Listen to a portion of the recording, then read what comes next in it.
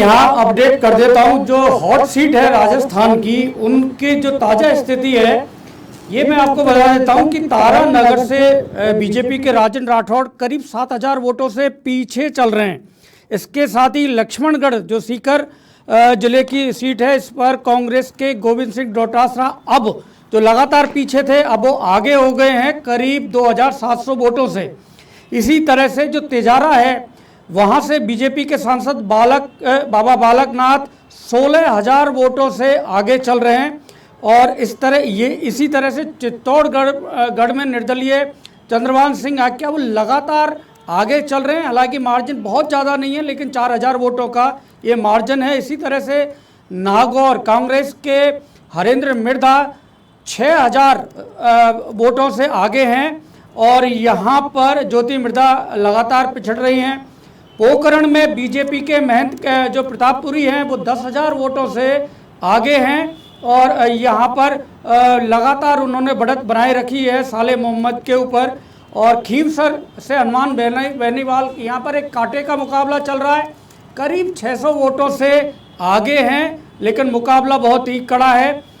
कोटा में शांति धारीवाल ने अब लीड बनाई है। जो उतार चढ़ाव लगातार जारी था, लेकिन करीब 3,000 वोटों से शांति धारीवाल आगे चल रहे हैं। अभी नाथद्वारा से बीजेपी के विश्वराज सिंह लगातार आगे हैं और 3,000 से ज़्यादा वोटों की उनकी लीड है।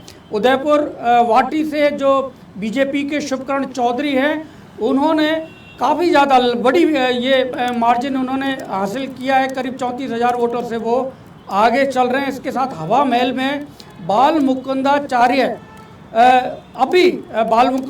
को कुछ 400 वोटों से पहली बार वो बढ़त मिली है, लगातार पीछे चल रहे थे। और इसी तरह से किशनगढ़ में जो कांग्रेस के हैं विकास चौधरी, वो अब यहाँ पर इसमें अभी संदेह है कुछ चीज़ें। और सवाई माधोपुर से किरोड़ीलाल मीणा लगातार आगे हैं, उन्होंने 5,000 वोटों की बढ़त बना ली है। तो ये कुछ जो हॉट सीट थी इनका अपडेट है राहुल। ठीक है विके। जितेंद्र का सवाल था अभी कि ये अशोक गहलोत ने लोगों को कहा कि आप मांगते मांगते थक जाओगे, मैं देते देते नहीं थकूंगा। उसके बाद अब वो वोट मांगते मांगते थक गए और जनता ने उनको वोट क्यों नहीं दिया।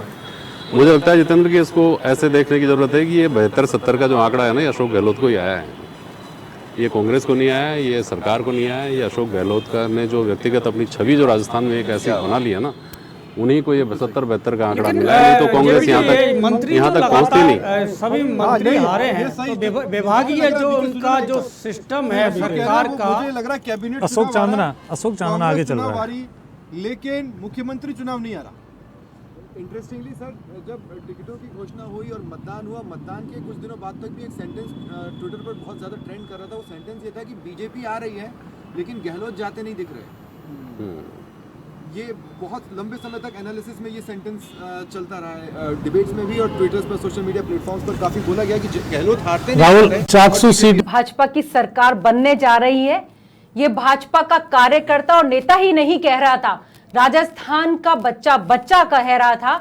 और वो हमें आज परिणाम जिस प्रकार के आते जा रहे हैं वो हमें दिखाई भी दे रहा है। और ये परिणाम इस प्रकार के इसलिए आ रहे हैं भाजपा के समर्थन में, क्योंकि जिस प्रकार से हमने राजस्थान में 5 साल से कांग्रेस सरकार का कुशासन देखा, कांग्रेस सरकार की अत्याचारी घटनाएं देखी, किस प्रकार से कांग्रेस सरकार भय, भ्रष्टाचार और आतंक का अड्डा राजस्थान में बनी रही 5 साल, तो आज उसके अगेंस्ट राजस्थान की जनता ने अपना मतदान और निर्णय देने का काम किया है। वहीं पर भारतीय जनता पार्टी का 9.5 वर्ष का आदरणीय मोदी जी के नेतृत्व वाली सरकार ने जो महिला मतदाताओं को ध्यान में रखते हुए, युवाओं को ध्यान में रखते हुए, धरती पुत्र किसान को